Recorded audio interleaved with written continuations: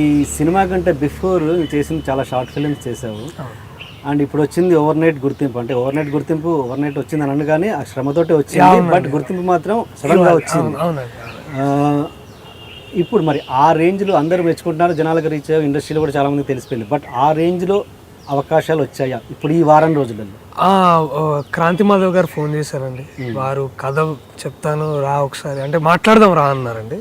వారు 2.5 hours నాకు time కావాలి, నేను పూర్తి కథ చెప్తాను, నా యాక్టర్స్కి అందరికీ ఆ టోటాలిటీ ఉండాలి, నేను ఏం చెప్తున్నాను అనేది పూర్తిగా ఉండాలని అన్నారు. తర్వాత ఇంకొక సుకుమార్ గారి ప్రొడక్షన్ అది మాట్లాడాలి వెళ్ళి, అది కూడా.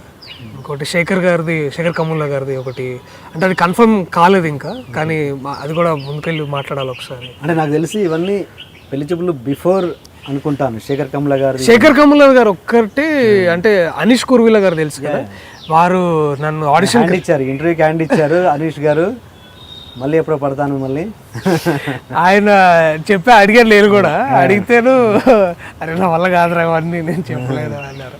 బట్ ఆయన నన్ను పిలిచారు ఆడిషన్కి రారా ఒకసారి అని. ఫస్ట్ రౌండ్ వెళ్ళాను, బాగుంది అన్నారు. సెకండ్ రౌండ్ అంటే ఫస్ట్ వాళ్ళు ఏదో ఒక సీన్ ఇచ్చి ర్యాండమ్గా చేయమన్నారు, చేశాను.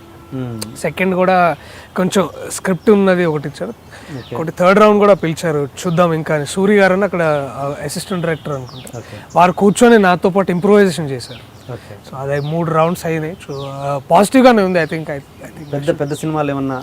పెద్ద సినిమాలు ఏం లేవు ఇంకా. అంటే ఈ సక్సెస్ కి ఇంకా స్పీడ్ గా రావాలి కదా, ఆశించిన ఫోన్లు మొన్న ఒకటి వచ్చింది కానీ ఆ రోల్ అంత బాగలేదు అనుకొని వదిలేసుకున్నారు. అంటే ఈ సినిమాకి బిఫోర్ అంటే వేరే ఆఫీసుల చుట్టూ ఆడిషన్స్ కోసం కావచ్చు, ఆఫీసుల చుట్టూ తిరగడం కావచ్చు, ఏదైనా జరిగాయా? చాలా అండి. నేను ఈ Krishna Nagar, Srinagar colony, Jubilee hills, Manikonda, అటు సైడ్ మన ఉప్పలు దాటి తర్వాత నాగోల్, నేను నాగోల్ దాకా వెళ్ళి ఆడిషన్ చేసిన రోజులు ఉన్నాయండి. దిల్సుఖ్ నగర్, పద్మరావు నగర్, శేఖర్ గారిది ఆఫీస్ అక్కడ ఉంటుంది. సో జరిగాయండి. గత 5 years నేను ఇదే అండి, 4 years యాక్టివ్గా. అంటే కాలేజ్ నుంచి బయటకు వచ్చిన తర్వాత, యూనివర్సిటీ నుంచి బయటకు వచ్చిన తర్వాత పిక్స్లాయిడ్ అనే కంపెనీలో జాయిన్ అయ్యాను. అప్పుడు ఎక్కువ రైటింగ్ డైరెక్షన్ ఇంట్రెస్ట్ ఉండింది. సో అక్కడ ఎక్కువ అవి చేశాను. ఆ టైంలో కూడా నేను ఫ్రెండ్స్ షార్ట్ ఫిల్మ్స్ అవి చేసేవాడిని.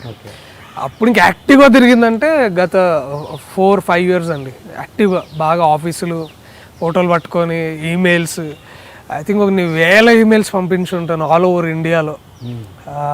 ఎక్కువ ఆడిషన్స్ అండి. నేను ఒకటే నమ్మేవాడిని అండి, లా ఆఫ్ యావరేజ్ అని ఒకటి పనిచేస్తుంది.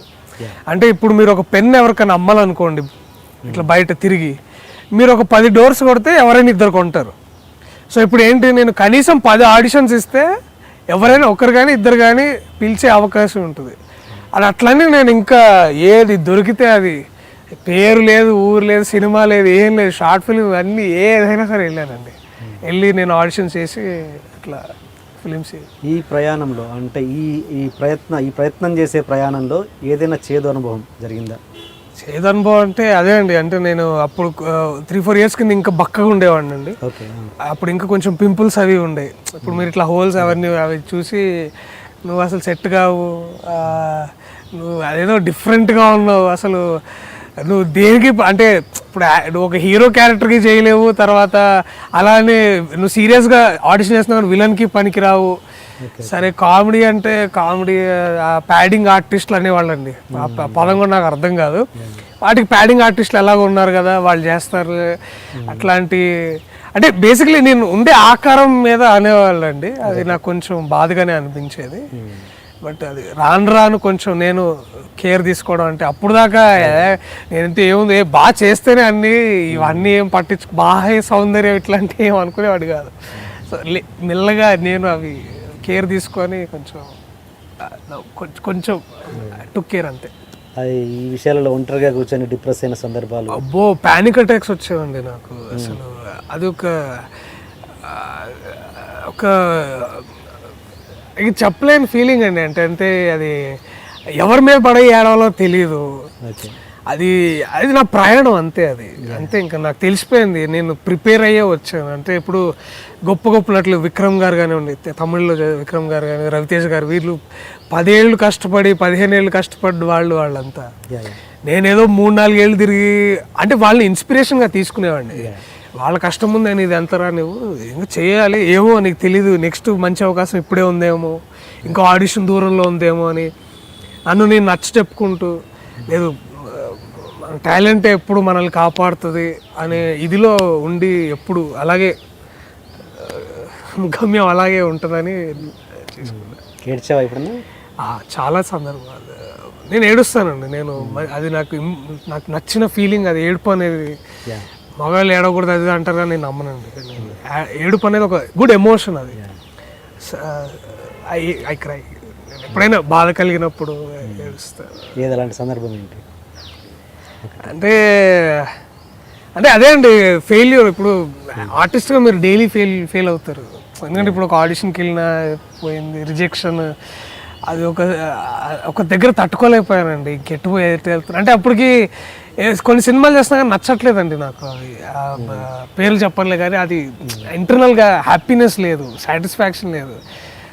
అప్పుడు కూర్చొని ఏడ్చినాను. అప్పుడు ఇంటిలాగా అయిపోతానా, లేకపోతే ఆ భయాలు, ఇన్సెక్యూరిటీస్, అప్పుడు బాగా నేను ఇది కాదు ఏదో అనే ఫీలింగ్ అంతేనా? అదే అంటే నన్ను నేను అక్కడ చూసుకోలేకపోయానండి. అక్కడ నేను ఉండలేకపోయాను. అంటే మరి అప్పుడు మళ్ళీ అనిపించేది, నీ మొహానికి వచ్చిందే ఎక్కువ, ముందు చెయ్యి, ఆ తర్వాత చూసుకుందాలే అని మళ్ళీ అది కూడా ఆలోచన కూడా ఉండేది మళ్ళీ.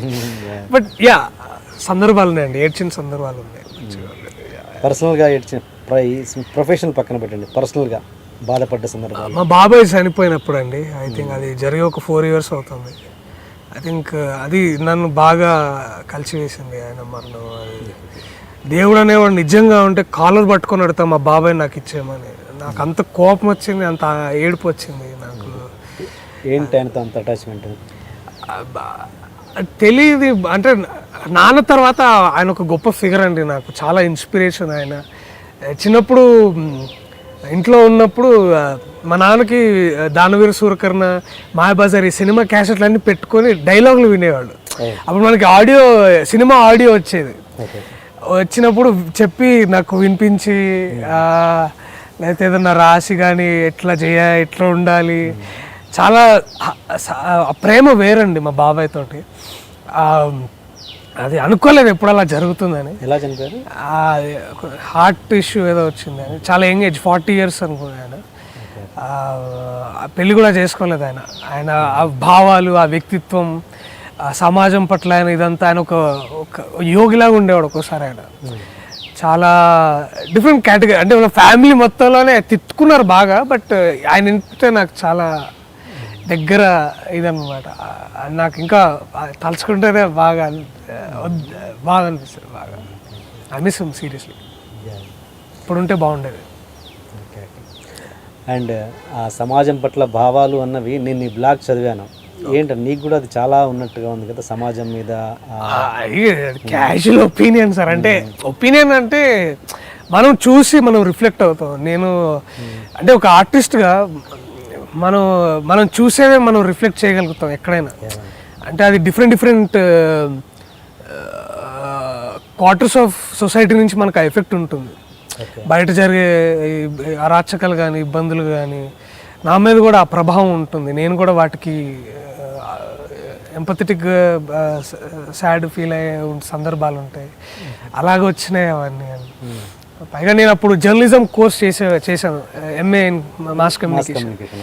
సో అక్కడ నాకు వాళ్ళు చెప్పారు, ఒక ప్రొఫెసర్ శ్రీనివాస్ మెల్కోటి అని ఒక ప్రొఫెసర్ అనమాట, మీడియా అంటే ఏం లేదురా, సమాజానికి అద్దం పట్టడం అనేది అని అన్నారనమాట.